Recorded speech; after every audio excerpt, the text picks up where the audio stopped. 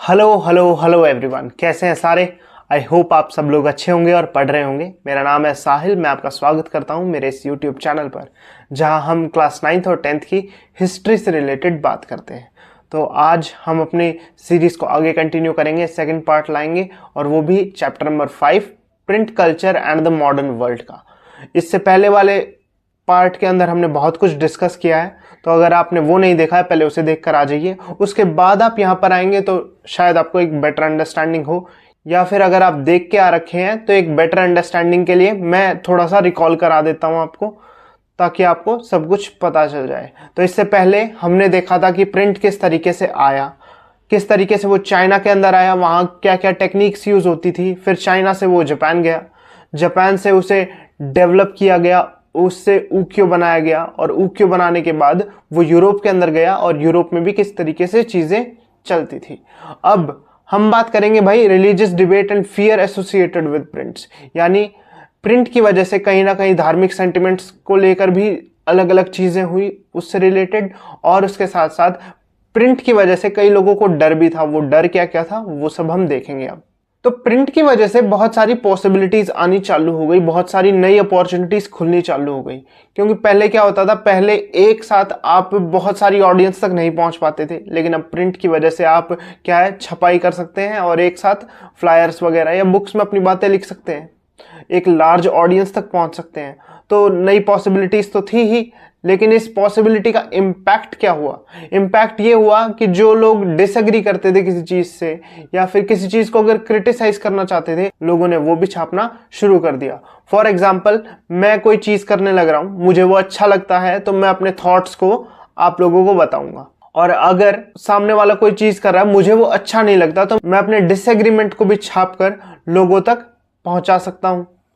तो ये सारी चीजें होने लग रही थी। तो जो लोग उल्टी सीधी बातें भी सोचते थे ना, वो भी छापने लग जाते थे, और कई बार जेन्युइन चीज भी होती थी वो भी छापते थे। तो इससे क्या होता है, हम कोई भी चीज पढ़ते हैं, किसी ने कुछ छापा है, कोई बुक पढ़ते हैं और कहीं ना कहीं उनकी बात सुनते हैं, चाहे वीडियोस से ही हो, जैसे आज हम मॉडर्न वर्ल्ड के अंदर देखते हैं, तो कहीं ना कहीं हमारे ओपिनियंस उस हिसाब से शेप होने स्टार्ट हो जाते हैं। अब इस चीज की वजह से लोग दो हिस्सों में बट गए थे। एक तो वो जो एप्रीहेंशन करते थे इस चीज का, एक वो जो रेवोल्यूशन लाना चाहते थे प्रिंट की वजह से, और लेके भी आए काफी हद तक।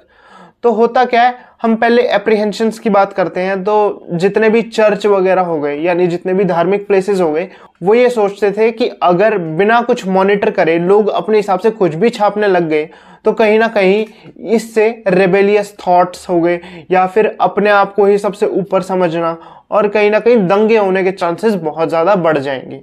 तो पहला डर तो ये था, क्योंकि आप कुछ भी पढ़ते हैं, ठीक है, किसी के भी थॉट्स को पढ़ते हैं और वो बहुत ही कन्विंस्ड होकर इन बातों को बोलता है, तो कहीं ना कहीं इन्फ्लुएंस हो जाते हैं। और धर्म की बातों पर लोग इतने ज्यादा अंधे तरीके से विश्वास करने लग जाते हैं, वो इस चीज का तर्क नहीं देखते कि कोई चीज ठीक है या ठीक नहीं है। तो इसीलिए लोगों ने सोचा कि अगर कुछ भी छापने लग गए तो कहीं ना कहीं लोग दंगे करने लग जाएंगे और बहुत ज्यादा रिबेलियस हो जाएंगे। दूसरी चीज, अथॉरिटीज ये बोलती थी कि यार अगर लोग अपने हिसाब से छापने लग गए तो छापने की वजह से क्या होगा कि जो लिटरल मीनिंग होता है किसी चीज का, वो कहीं ना कहीं चेंज हो जाएगा, उस पर लोग क्वेश्चंस करने लग जाएंगे, जो किसी को भी अच्छा नहीं लगता। स्पेशली इन रिलीजन, आप किसी दूसरे के धर्म को अगर क्वेश्चन करते हैं तो कहीं ना कहीं वो हर्ट हो जाता है। तो ये सारी चीजें होने लग जाएंगी कि जो एक्चुअल मीनिंग है वो हट जाएगा। फॉर एग्जाम्पल, एक एग्जाम्पल देता हूं, जैसे हम यहाँ पे बोलते हैं हमारे पास 33 करोड़ देवी देवता है, लेकिन ओरिजिनली वो 33 कोटि देवी देवता है। ये ट्रांसलेशन की वजह से ये सारी चीजें हुई हैं। इसी वजह से लोग डरते थे कि अगर आगे जाके ये चीजें हुई तो जो भी लिटरल मीनिंग है वो कहीं ना कहीं चेंज हो जाएगा, जो हम आज भी देखते हैं, जैसे मैंने आपको भी ये बताया। और तीसरी बात ये, यार लोग अगर ज्यादा पढ़ लेंगे किसी चीज के बारे में, पहले के टाइम पे धर्म से रिलेटेड बात करना, धर्म के बारे में पढ़ना सिर्फ कुछ ही लोगों को अलाउड था। अब होता क्या है, सब लोग पढ़ लेंगे तो सब लोग स्मार्ट हो जाएंगे, सब लोग स्मार्ट हो जाएंगे तो वो सामने वाला कुछ भी कराता रहेगा, उस पर क्वेश्चन उठाते रहेंगे। तो वही बात है, वो सामने वाला इरिटेट हो जाएगा कि तुम मेरे पे क्वेश्चन क्यों उठा रहे हो। तो ये सारी चीजें होने लग जाएंगी। तो ये भी लोग नहीं चाहते थे कि वो क्रिटिसिज्म नहीं चाहते थे। एक तो होता है जेन्युइन क्रिटिसिज्म, एक होता है किसी को बेफालतू आप क्रिटिसाइज करते हो। तो लोग जेन्युइन क्रिटिसिज्म भी नहीं चाहते थे, बेफालतू तो बात की बात है। तो इसी वजह से लोग जो है प्रिंट के अगेंस्ट खड़े थे। अब हम बात करते हैं उन लोगों की जिन्होंने प्रिंट की वजह से रेवोल्यूशन की तरफ अपना रुख करा और कहीं ना कहीं उससे रेवोल्यूशन लेके आए। अब रेवोल्यूशन की बात आ रही है तो इसमें सबसे इंपॉर्टेंट नाम आता है मार्टिन लूथर का। 1517 के अंदर इन्होंने 95 थीसिस छापी थी, यानी कुछ चीजें कि लोग ये क्यों करते हैं, वो क्यों करते हैं, कुछ क्वेश्चंस किए थे बेसिकली चर्च के ऊपर। क्योंकि मार्टिन लूथर ये देख रहे थे कि यार ये जो प्रैक्टिसेस वगैरह करते हैं, राइट, ये सारी की सारी बेफालतू की प्रैक्टिसेस हैं, बेफालतू में हमें ना कुछ ज्यादा ही घुमाया जा रहा है। तो रोमन कैथोलिक चर्च को इन्होंने क्रिटिसाइज किया था कि यार ये सब प्रैक्टिसेस ये तो बाइबल में नहीं लिखी हुई, तुम हमसे करा क्यों रहे हो। तो होता क्या, कई बार जो चर्च वाले होते हैं वो बाइबल का लिटरल मीनिंग निकाल के एक कल्ट बना देते हैं, जिससे लोग जो है उनके अधीन हो जाते हैं। अब ऐसा मैं बनाकर नहीं बोल रहा हूं, आप आए दिन ऐसे बहुत सारे केसेस देखेंगे जहां पर लोग जो है धर्म के नाम पे अपना कल्ट चला रहे होते हैं, एक तरीके की ऐसी संस्था बना देते हैं जिसमें लोग जो हैं अंधभक्तों की तरह उनके पीछे लगे होते हैं। और मार्टिन लूथर अपनी बुक में बोलते हैं कि यार प्रिंटिंग एक बहुत बड़ा गॉड का गिफ्ट है, जिसकी वजह से हम अपनी बातों को और लोगों तक शेयर कर पाते हैं। तो कहीं ना कहीं आप देख रहे हैं कि एक तरफ लोग जो हैं वो बिल्कुल प्रिंटिंग के खिलाफ है कि प्रिंटिंग नहीं होनी चाहिए, एक तरफ वो लोग हैं जो इस प्रिंटिंग का अच्छी तरह यूज कर रहे हैं। इसके बाद हम बात करते हैं प्रिंट एंड डिसेंट। अब डिसेंट का मतलब क्या होता है? डिसेंट का मतलब होता है डिसएग्रीमेंट। तो प्रिंटिंग को लेकर कई लोग ऐसे थे यार जो अपने हिसाब से चीजों को सोचते थे और अपना तर्क देना चालू कर देते थे, खुद कोई भगवान कंसीडर करने लग जाते थे। और रीडिंग एक ऐसी चीज है ना कहीं आप जब रीडिंग करते हैं तो उसकी बातों को आप जब भी सुनते हैं तो आपको लगता है कि हाँ यार ये सही बोल रहा होगा, सही बोल रहा होगा। इनफैक्ट आज के टाइम में ऐसा नहीं होता, क्योंकि आज हमारे पास सारी की सारी इंफॉर्मेशन हमारे फिंगर टिप्स पे अवेलेबल है और धीरे धीरे हम जो है विकसित भी हुए। पहले के टाइम पे लोगों को जो कह दिया जाता था वो मान लेते थे। तो कई लोग ऐसे थे जो अपने आप को ही भगवान बताने लग गए थे। अब अगर इसका एग्जाम्पल दूं तो इसका एग्जाम्पल है मिनोकियो, जो एक मिल में काम करते थे इटली के अंदर। वो अपने आप से ही ये चीजें छापना चालू करा उन्होंने कि यार ये सब चीजें बकवास है, मैं ही भगवान हूं, ये वो। तो मैं आने लग गई थी उनके अंदर। इसकी वजह से क्या हुआ, चर्च के अंदर जो कोर्ट बैठता है, कोर्ट का मतलब जितने भी हाई प्रीस्ट वगैरह होते हैं वो कहीं ना कहीं जजमेंट पास करते हैं। कोई पर्टिकुलर बंदा धर्म के खिलाफ कोई चीज बोल रहा है या लोगों के सेंटिमेंट्स को हर्ट कर रहा है तो वो पनिशमेंट देते थे पहले के टाइम पे। तो उन्होंने इसे पनिशमेंट दी और अल्टीमेटली इसका एग्जीक्यूशन भी हो गया, क्योंकि ये अपने हेरेटिकल आइडियाज को लोगों के सामने लेके आ रहा था और उन्हें बता रहा था। इससे जितने भी प्रिंटिंग प्रेस वाले लोग हैं उनको कहीं ना कहीं पता चल गया था कि यार हमें ऐसा नहीं करना।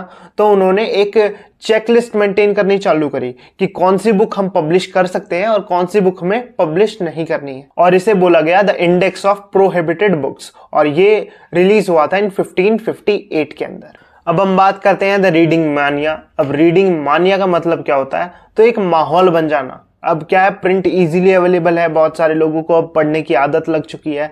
जो नहीं पढ़ सकते उन्हें कोई ना कोई पढ़ के सुना देता था। तो लोगों के अंदर एक क्यूरियोसिटी थी, एक जानने की चाह थी कि कैसे कैसे चीजें होती हैं। उनको मजा आने लग गया था धीरे धीरे पढ़ने के अंदर। तो इसी वजह से एक रीडिंग मानिया क्रिएट हो गया था। अब रीडिंग मानिया में सबसे पहले बात करें तो जितने भी चर्चेज हैं उन्होंने स्कूल एस्टेब्लिश करने चालू करे। अब जैसे मैंने पीछे बताया कई चर्चेस तो खिलाफ थे प्रिंट के, लेकिन कई चर्चेस को ये भी लगता था यार कि देखो हम खिलाफ तो हैं क्योंकि उससे रिलीजियस सेंटिमेंट्स कहीं ना कहीं हर्ट होंगे, लोग एकदम से रिवोल्ट पे आ जाएंगे। लेकिन ऑन द अदर हैंड उन्हें यह भी दिखाना था कि हाँ ये सोसाइटी के वेलफेयर के लिए भी अच्छा है। तो इसीलिए उन्होंने स्कूल इंट्रोड्यूस करने चालू करे। स्कूल इंट्रोड्यूस करेंगे तो उसके साथ क्या होगा, कहीं ना कहीं अब सब लोग पढ़ने जाएंगे तो वहां पर लिटरेसी रेट भी बहुत अच्छी तरह बढ़ा। लिटरेसी रेट जैसे ही बढ़ा तो एक वर्चुअल मानिया क्रिएट हो गया। वर्चुअल मानिया मतलब अब लोग क्या है, पहले सिर्फ 10% लोग ही पढ़ पाते थे, तो अब वो 30-40% हो गया। सबको रीडिंग का शौक लग चुका था। इसी वजह से उस टाइम पर नई नई लिटरेचर्स को भी छापना चालू कर दिया। अब ये नहीं है कि सिर्फ और सिर्फ स्कूल से रिलेटेड बुक्स छपेंगी, नहीं, अब न्यूज़पेपर्स भी छपते थे। न्यूज़पेपर्स के साथ साथ पुरानी किताबें भी छपती थी। अब एक एक करके हम डिटेल के अंदर बात करते हैं पॉइंट वाइज।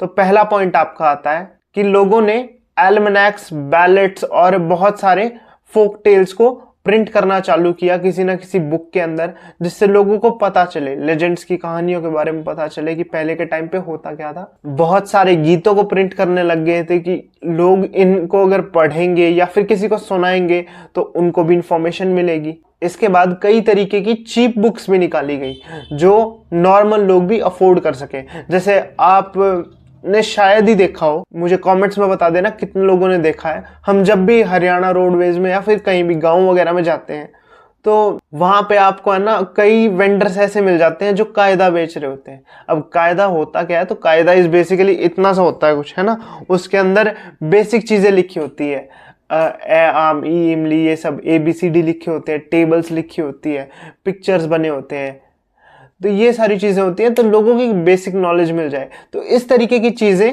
छापनी चालू कर दी थी लोगों ने, जिन्हें हम चैप बुक्स बोलते हैं। तो भाई बहुत सारे पेनी वेंडर्स थे जो सिर्फ एक कुछ पेनीज यानी कुछ पैसों में बुक्स को दे देते थे, जिससे लोग कहीं ना कहीं रीडिंग सीख पाए, रीडिंग कर पाए और अपने शौक को सेटिस्फाई कर पाए।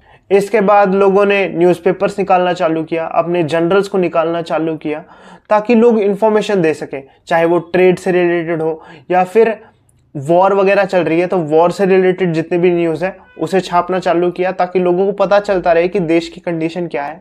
जैसे हम आज भी न्यूज़पेपर अंदर देखते हैं, बहुत सारे ऐसी साइंटिफिक डिस्कवरीज थी उस टाइम पर जिन्हें मैगजीन्स के अंदर छापा गया, ताकि लोगों को नई नई डिस्कवरीज के बारे में पता चले, देश की डेवलपमेंट के बारे में पता चले।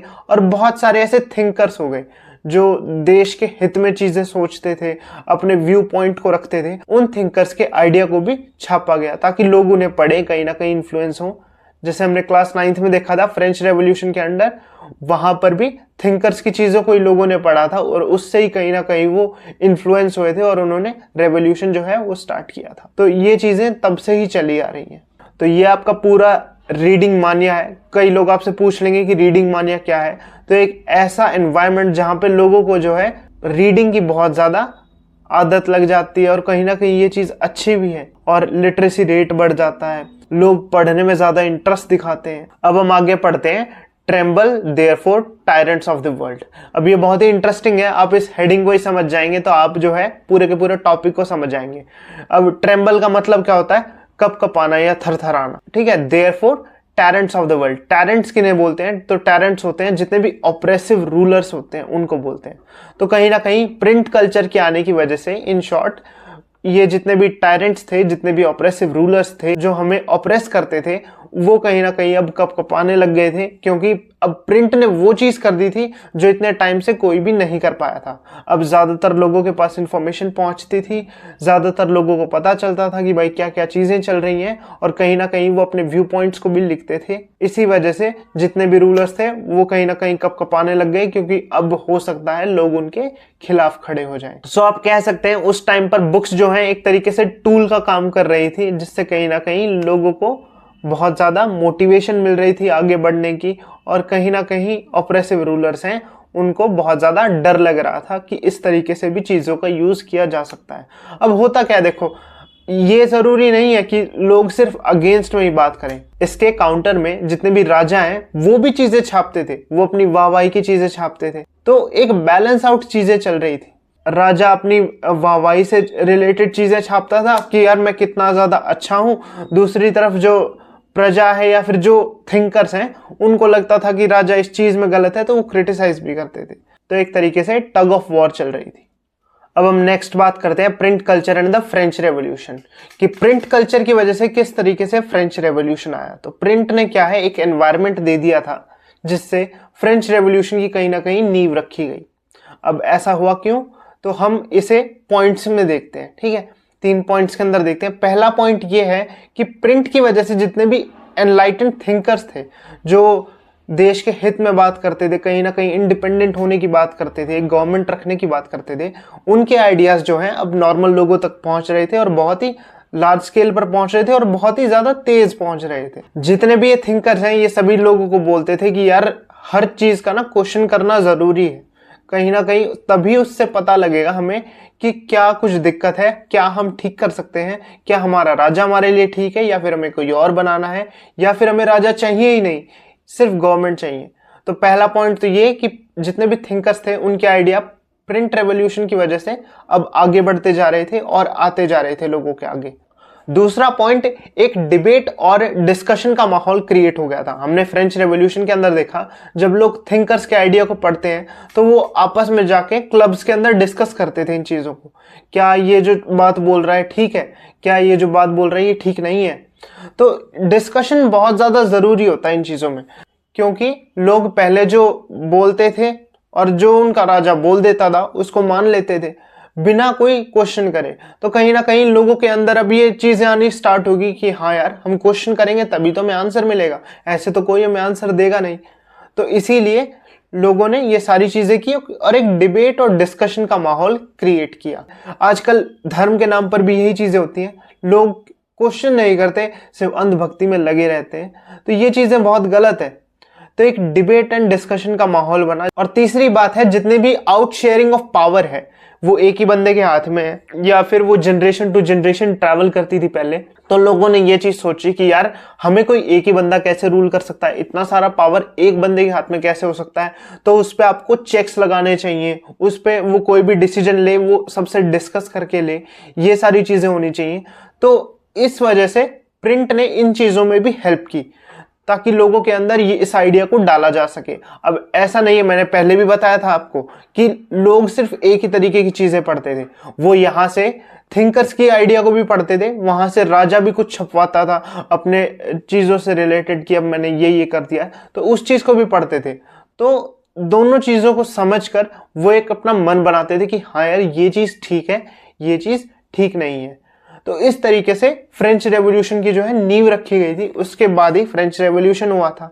तो हम ये कह सकते हैं कि यार प्रिंट की वजह से कहीं ना कहीं लोगों के ओपिनियंस एकदम से चेंज नहीं हुए, लेकिन हाँ उन्होंने एक पॉसिबिलिटी खोल दी थी कि अब लोग जो है दोनों तरीके की बात को सोच सकते हैं, समझ सकते हैं, दोनों पक्षों की बात सोचेंगे और अपने डिसीजन के हिसाब से एक्शंस लेंगे। तो ये था हमारा प्रिंट कल्चर और फ्रेंच रेवोल्यूशन का पार्ट। आज के लिए सिर्फ वीडियो इतनी है। जाने से पहले चैनल को सब्सक्राइब कीजिए, वीडियो को एक लाइक कीजिए मोटिवेशन के लिए। कमेंट्स में कोई बेस्ट पार्ट लिखना चाहें या कोई बातचीत करना चाहें या कोई क्वेश्चन पूछना चाहें वो आप पूछ सकते हैं। अपने किसी दोस्त के साथ शेयर कीजिए, अपने किसी भाई बहन के साथ शेयर कीजिए जिन्हें ये वीडियो अच्छी लगे। अगर आपको मेरी एक्सप्लेनेशन अच्छी लगती है तो आई होप उन्हें भी मेरी एक्सप्लेनेशन अच्छी लगेगी। और ऐसे करके सपोर्ट करते रहिए और मैं वीडियोस जो हैं पूरे मन से बनाता रहूंगा। So that's it for this video. मैं मिलता हूं आपसे नेक्स्ट वीडियो में। Until then, this side Sahil signing off. Thank you so much.